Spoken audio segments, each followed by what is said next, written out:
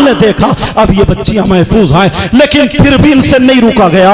हजरत सहल ने तलवार निकाली, बोले जो होगा देखा जाएगा, और यजीदियों में घुस जाते हैं। 8 यजीदियों को जहन्नम में पहुंचा दिया, मगर एक सहाबी क्या कर सकता है, इनको भी शहीद कर दिया गया। अल्लाह अल्लाह वहां पर पहुंच जाते हैं। अब प्यारो आखिरी बात सुनो, इमाम हुसैन पाक का जिस्म जो है वो करबला शरीफ में दफन है, लेकिन सर के बारे में इख्तिलाफ है। बाज लोगों ने लिखा है जो वहां का मोमिनों का कूफा, वहां का कब्रिस्तान था, वहां कब्रिस्तान में दफन कर दिया है। बाज लोगों ने कहा जिसमें नेज़े खड़े होते थे वो सर उसी में लगा हुआ था, उसी गोदाम में खड़ा कर दिया। जब वो सर सूख जाता है तो मिस्र की सरजमीन को मुंतकिल कर दिया। आज भी वहां पे मजार बना हुआ सर का, लोग जाकर के वहां दीदार करते हैं। लेकिन फकीह मिल्लत क्या लिखते हैं, सबसे मोतबर रिवायत यह है कि इमाम हुसैन पाक का सर मदीने शरीफ को मुंतकिल कर दिया था, जहां पे सुगरा रोई थी। अल्लाह अल्लाह, हजरते सैयदा फातिमा जन्नतुल बकी में आपकी कब्र शरीफ है, उनके दाहिने पहलू में हजरत इमाम हसन है और बाएं पहलू में हजरत इमाम हुसैन का सरे पाक है। यह फकीह मिल्लत जलालुद्दीन की रिवायत है और यही मोतबर है। जितनी मुख्तलिफ थी, जितने में इख्तिलाफ तो मैंने सब बता दी है, इसलिए ताकि किसी को शक की गुंजाइश ना रहे। प्यारे लोग, आज हजरत आखिरी बात सुन लो, आज हजरत उस्मान गनी रदी अल्लाह ताला अन्हो को गालियां देते हैं। बाज शिया राफजी ने, एक शिया राफजी ऐसा था, उसने 2 गधे पाले थे। एक गधे का नाम 3 गधे पाले थे। एक गधे का नाम अबू बकर, एक का नाम उमर, एक का नाम उस्मान रखा था। कैसा जालिम, कैसा जहन था। लेकिन जरा सुनो, अरे आप जानते उस्मान गनी कौन है? मेरे नबी वहां पे मस्जिद नबवी के करीब खड़े थे, कहा उस्मान इधर आओ, ये जो यहूदी की जमीन है, यहाँ पे जानवर चल रहे हैं, ये मुझे बहुत पसंद है, मुझे बहुत पसंद है। उस्मान गनी जाते हैं और जाकर के उस यहूदी से वो जमीन खरीद लेते हैं, डबल कीमत में खरीदते हैं। वो राजी नहीं था, काका ये आपको पसंद थी, ये जमीन आपकी हो गई है। अरे वो जमीन कौन सी है? जो आज जन्नतुल बकी कब्रिस्तान है। हाजी लोग जो गए हैं, जो आज जन्नतुल बकी है, वो हजरत उस्मान गनी की खरीदी हुई है, आपने तोहफे में दे दी थी। उस्मान गनी की कब्र में, मेरे उस्मान गनी की जमीन में मेरे नबी की बेटी सैयदा फातिमा भी है, हजरत इमाम हसन भी है, इमाम हुसैन पाक का सर भी है, और हजरत हलीमा भी है, हजरत हलीमा भी है, और हजरत उस्मान भी है। 10 लाख सहाबा की कब्र है, उसको जन्नतुल बकी कहा जाता है।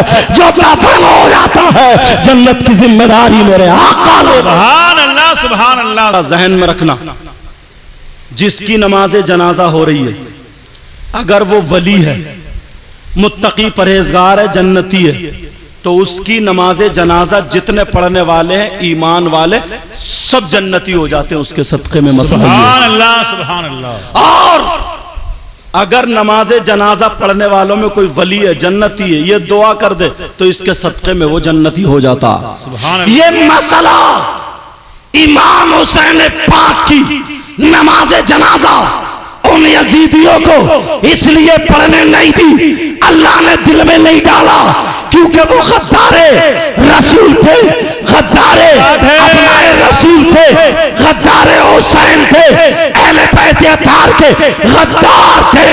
अल्लाह ने कहा ओ जालिमो, मेरा हुसैन सिर्फ जन्नती नहीं बल्कि जन्नती जवानों का सरदार है। मेरा हुसैन वली ही नहीं सिर्फ बल्कि वलियों का सरदार है। मेरा हुसैन सहाबी रसूल है, मेरा हुसैन फर्जंद रसूल है, मेरा हुसैन आले रसूल है। अगर हुसैन की नमाज जनाजा ये लोग पढ़ लेते तो सबके सब जन्नती हो जाते।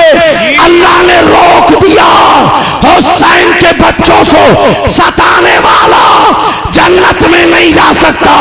ओ यजीदियों, तुम्हारे लिए जहन्नम है और हुसैनियों के लिए जन्नत है। नारे तकबीर, नारे रिसालत, फैज़ाने हजरत इमाम हुसैन, या हुसैन, या हुसैन, या हुसैन, नारे हैदरी। सुभान अल्लाह, सुभान अल्लाह, माशाअल्लाह, सुभान अल्लाह। किन लोगों बहुत ने अच्छी पढ़ी? बात। सुभान मैं अल्लाह। बीच बीच के पॉइंट उठा रहा हूं क्योंकि जी, जी। जलसे दर बहुत होते हैं, तुम सुनते हो एक तरफ से, जी बीच बीच के पॉइंट।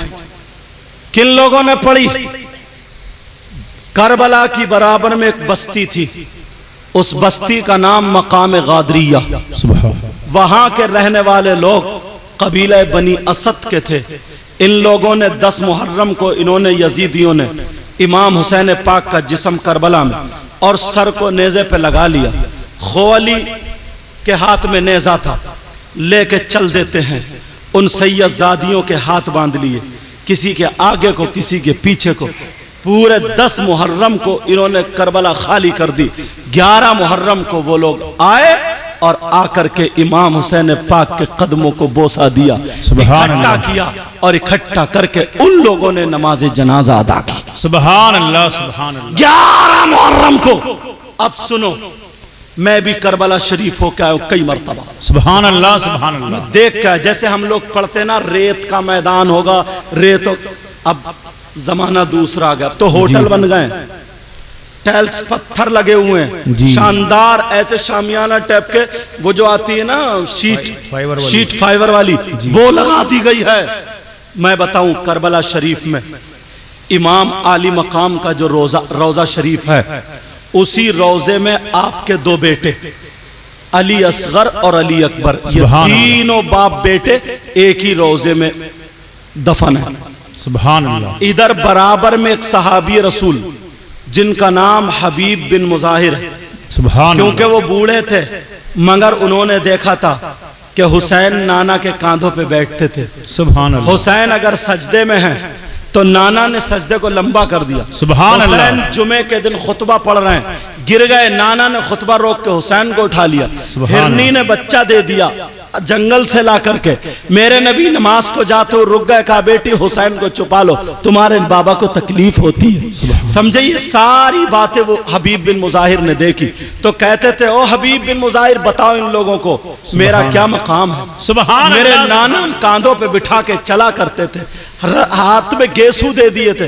बोले हाँ का ऐसे ही है, हाँ का ऐसे ही। जालिमों ने उन सहाबी रसूल को भी शहीद कर दिया। उनका भी रोजा शरीफ बराबर में है। और हजरत अब्बास रदी अल्लाह ताला अन्हो का रोजा शरीफ यहां से थोड़ी दूरी, इतना जैसे कि प्रधान जी का घर, अंदाजे में बता रहा हूं, कमोबेश करबला ही में इतनी दूर पे जाके हजरत इमाम अब्बास का रोजा शरीफ है, वो उसमें दफन है। और जितने भी शुहादा थे वो सब के सब इमाम आली मकाम के रोजे से इतनी दूर, जितनी वो टंकी रखी है, बस 2-4 कदम इधर या उधर, अंदाजे से बता रहा हूं, इतनी दूर पे तमाम शुहादा उसी एक में सब के सब दफन है। हाँ, हजरत हुर रदी अल्लाह ताला अन्हु वहां से 5 किलोमीटर की दूरी पर वहां आपका मजार शरीफ। सुभान अल्लाह। और मुस्लिम बिन अकील के बेटों का मुसय्यब एक जगह है, वहां पर जो इब्राहिम और मोहम्मद थे, वहां पे उनका मजार शरीफ है। समझ में आ रही है? ये मैंने आपको बता दिया, लेकिन सुनो, अब इमाम हुसैन पाक की नमाज जनाजा हुई, 11 मुहर्रम को हुई। अब मैं मामला ये आता, कफन दिया गया या नहीं? अगर दिया गया तो किसने, और नहीं दिया गया तो क्यों? इमाम हुसैन पाक को कफन शरीफ नहीं दिया गया। जिन कपड़ों में शहीद हुए थे उन्हीं कपड़ों में दफन कर दिया गया। लेकिन अब सुनो, ये एक सवाल पैदा होता है, हुसैन पाक के लिए जन्नत से अल्लाह कपड़े भेज देता है, हजरत जिब्रील कपड़े लेकर के आ जाते हैं, तो अल्लाह ने कफन क्यों नहीं भेजा? अल्लाह ताला जन्नती कफन भेज देता, भेज सकता था, तो फिर अल्लाह ने क्यों नहीं भेजा? जन्नत से खाना आ सकता है तो क्या कपड़े नहीं आ सकते हैं? हुसैन पाक के लिए अल्लाह ने इसलिए कफन नहीं भेजा। सुनो प्यारे, मैं आपको बताऊं, हुसैन पाक का हर हर कदम शरीयत मुस्तफा पर होता है, इसलिए नहीं भेजा। शहीद की 3 किस्में हैं, मैं आपकी जबान में बात करूं। एक शहीद वो होता है जिसको कफन भी दिया जाता है, गुस्ल भी दिया जाता है। एक शहीद वो होता है जिसको न कफन दिया जाता है न गुस्ल दिया जाता है। अगर किसी औरत के यहाँ पर बच्चा पैदा हो और वो औरत उसी बच्चे की पैदाइश की वजह से उसका इंतकाल हो जाए तो वो औरत शहीद है, उसको गुस्ल और कफन दोनों दिए जाएंगे। अगर कोई पेड़ पे से गिर के मर जाए वो भी शहीद है, उसे भी गुस्ल और कफन दिया जाएगा। कोई दीवार से दब के मर जाए वो भी शहीद है, उसको भी गुस्ल और कफन दिया जाएगा। कोई टकरा करके मर जाए वो भी शहीद है, उसको भी गुस्ल और कफन दिया जाएगा। कोई जल के मर जाए, कोई डूब के मर जाए, किसी के पेट में दर्द हो, ताउन हो, अपेंडिस हो, हैजा आए, समझे, इन तमाम चीजों से अगर वो इंतकाल कर जाए तो वो भी शहीद है, मगर इसको गुस्ल भी दिया जाएगा, कफन भी दिया जाएगा। ये शरीयत मुस्तफा है। और एक शहीद वो है जो तलवार लेकर के दीन और इस्लाम की खातिर मैदान में आकर के लड़ता लड़ता जख्मी होकर के शहीद हो जाए तो ऐसा शहीद शरीयत मुस्तफा में न उसे गुस्ल दिया जाएगा ना कफन दिया जाएगा, वैसे ही दफन कर दिया जाएगा। यही शहीद तो हुसैन पाक है। अल्लाह ने इसलिए कपड़े नहीं भेजे। अरे वो मौलवी जो उंगलियां उठाते हैं मेरे हुसैन अगर खा रहे हैं तो शरीयत मुस्तफा पर, अगर पी रहे हैं तो शरीयत मुस्तफा पर, अगर चल रहे हैं तो शरीयत मुस्तफा पर, पूरी जिंदगी गुजार रहे हैं तो शरीयत मुस्तफा पर, मगर वो मौलाना कहते हैं हुसैन अपने मतलब के लिए गए थे, हुसैन सियासत के लिए गए थे, हुसैन रई की हुकूमत के लिए गए थे, हुसैन अपने ओहदे के लिए गए थे, हुसैन मर्तबे के लिए गए थे।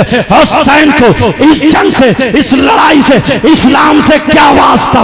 अगर ये काम हो जाता शरीयत के खिलाफ, हुसैन को कफन दे दिया जाता तो लोग उंगली उठाते, मगर मेरे अल्लाह को पसंद नहीं था।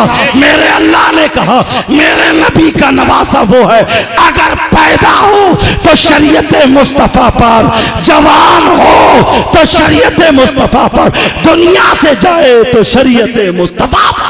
सुभान अल्लाह, नारे तकबीर, नारे रिसालत, सुभान अल्लाह, सुभान अल्लाह, सुभान अल्लाह। एक किताब सवाई कहते जी, उसकी जब मैंने पढ़ी तो दिल बाग बाग हो गया यार। सुभान अल्लाह। उन्होंने क्या लिखा है? उन्होंने लिखा इसलिए कफन नहीं दिया ताकि हश्र के मैदान में जब हुसैन उठे तो दूध का दूध, पानी का पानी हो जाए। और सुनो, उन्होंने कहा, लिखा, बड़ी प्यारी बात है, जब मीज़ान लगा होगा, मीज़ान क्या है? वो तराजू है जिसमें आमाल तोले जाते हैं, वो तराजू है। कहा जब उम्मत के गुनाहगार लोगों के गुनाह तोले जा रहे होंगे तो एक पल्ले में नेकियां होंगी, एक पल्ले में गुनाह होंगे, तो जो नेकियों वाला पल्ला है उस पल्ले में हुसैन पाक के वो खूनी कपड़े रखे जाएंगे, जो खून में सन गए थे वो खूनी कपड़े रखे जाएंगे। जितना वजन हुसैन पाक के कपड़ों में होगा उतनी नेकियां ज्यादा हो जाएंगी, उतने गुनाह उस पर चढ़ जाएंगे, और उन कपड़ों की वजह से नाना की उम्मत के गुनाह अल्लाह ताला माफ फरमा देगा। अब जरा सुनो, किसी के जहन में ये बात आ सकती है अगर कपड़े ज्यादा होंगे तो कितने होंगे? ज्यादा में ज्यादा 5 किलो के, ज्यादा में ज्यादा 7 किलो के, ज्यादा में ज्यादा 10 किलो के, इससे ज्यादा कपड़े नहीं होंगे। हुसैन के कपड़ों में कितना वजन था वो तोलने वालों सुनो, यहाँ टांडा सादात के गयूर मुसलमानों सुनो, हुसैन पाक के कपड़ों में कितना वजन था मैं ये बता दूं। वो किताब में लिखा जाता है हुसैन पाक जब शहीद हुए थे तो शहादत के वक्त जो जख्म लगे थे 72, उन जख्मों में सबसे खून जिस्म से खून का जो कतरे टपके थे उन तमाम कतरों में सबसे छोटा वाला कतरा अगर एक पल्ले में रखा जाए और जमीन के 7 बड़े बड़े पहाड़, जबल अबू कुबैस, जबल तूर, तमाम जमीन के बड़े बड़े 7 पहाड़ एक पल्ले में रखे जाए और हुसैन पाक के खून का छोटा वाला कतरा एक पल्ले में रखा जाए, तब भी उन 7 पहाड़ों से हुसैन के खून का कतरा वजन में ज्यादा निकले। नारे तकबीर, नारे रिसालत, फैज़ाने हजरत इमाम